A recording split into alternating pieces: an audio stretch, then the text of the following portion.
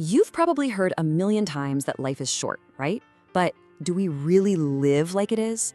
Today, we're going to dig into some really powerful insights inspired by the work of Productive Peter to help us totally transform our relationship with time. And look, this isn't about just managing your schedule better. It's about learning how to truly, deeply live. All right, let's just start with this one number, 30,000. What is that? Well, on average, that's how many days you get in a human life. When you see it like that, just sitting there, it's a pretty stark reminder that our time here is finite. And honestly, that simple fact changes everything. And this is where it gets real. Let's say you're 30 years old. That means you've already burned through 11,000 of those days. They're gone, already in the rearview mirror. Now, the point here isn't to scare you, not at all. It's about creating a healthy sense of urgency. It's about finally moving past that super dangerous phrase, "Oh, I'll do it someday." So the big question is, how do we make the most of the days we actually have left? Well, we've got a roadmap. We're going to start by really confronting this 30,000-day lifespan. Then, we'll learn how to actually bend our perception of time. After that, we'll master the art of the to-don't list, pinpoint the ultimate compounding investments, and finally, get to work designing our life, intentionally starting today. Okay, first things first. We have to face the reality of our finite time. You know that word someday? It's a total trap.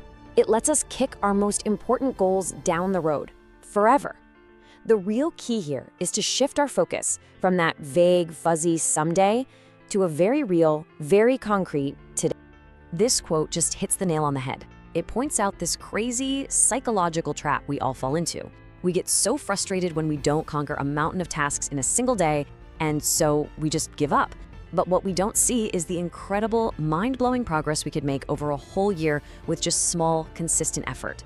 It's this flawed perception that causes so many of our most important goals to just die on the vine. So if our time is so limited, how do we make the most of it? Well, it turns out our perception of time isn't actually fixed. We can influence it. It's less about the minutes ticking by on the clock and way more about where we're pointing our attention. You know, our internal compass. Remember when you were a kid and summer felt like it lasted forever, but now as an adult, a whole year can just fly by in a total blur? This is something called the time unit paradox. See, your brain measures time by recording new experiences. As a kid, everything is new, but as an adult, routine just takes over and our brain kind of goes on autopilot. It stops recording the details, which makes time feel like it's speeding up like crazy. But here's the really good news. We can totally break out of this time trap. The secret is to inject novelty into our lives. Seriously, it's that simple. Take a different route to work, learn a new skill, talk to a stranger. Every one of these new experiences forces your brain to wake up and pay attention again, which can literally make time feel like it's slowing down and expanding.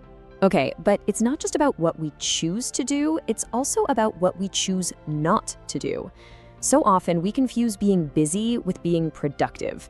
But true productivity isn't about cramming more things into your day. It's about doing more of what actually matters. And that requires a pretty radical shift, creating a to-don't list.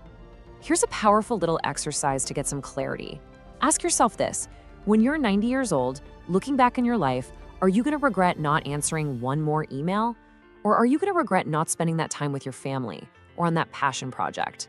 When you frame it like that, all the busy work just melts away and your true priorities become crystal clear. This quote really gets to the heart of it, doesn't it? The most successful and frankly the most fulfilled people out there know that their time is their most precious resource, and they protect it fiercely by saying no to all the things that just don't move the needle. Elimination, it's a superpower. So how do you actually do this? It's simple. It's called the to-list strategy. Step 1, write down everything you want to achieve. Big, small, all of it. Step 2, circle your top 3 priorities. Just 3.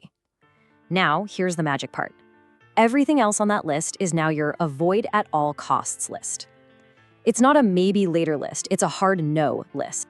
All right, so now that we've cleared away all the clutter, we can focus on where we should invest our time. Think of it like compound interest, but for your life. Small, daily deposits in the right areas can lead to absolutely incredible growth over time. So where should you be making these investments?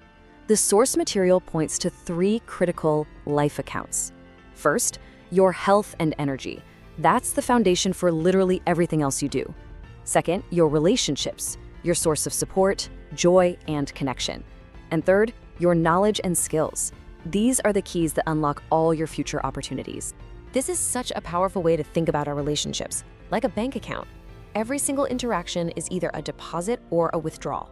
A genuine compliment, that's a deposit. Remembering a small detail about someone's life, big deposit. But constant criticism or neglect, that's a major withdrawal. And just like a real bank account, you can't keep making withdrawals if you're not making consistent deposits.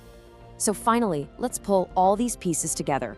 Life isn't something that just happens to you, it's something you actively get to design. This whole thing is about shifting from a default mode where you're just reacting to life as it comes to a deliberate mode where you're making conscious, intentional choices about how you spend your time. So where on earth do you begin? This faucet metaphor is just a perfect way to think about it. Creativity isn't some lightning bolt of inspiration you wait for. Think about it. When you first turn on an old faucet, you get that nasty, rusty water. Those are your bad ideas.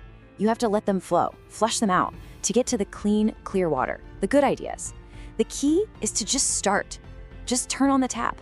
We started this with the number 30,000, and that number is ticking down for every single one of us, every second. The habits you build today, they create your days. Your days create your years, and your years, they create your life. The time to start living deliberately isn't someday, it's today, right now. So the only question that really matters is this one: how will you design this day?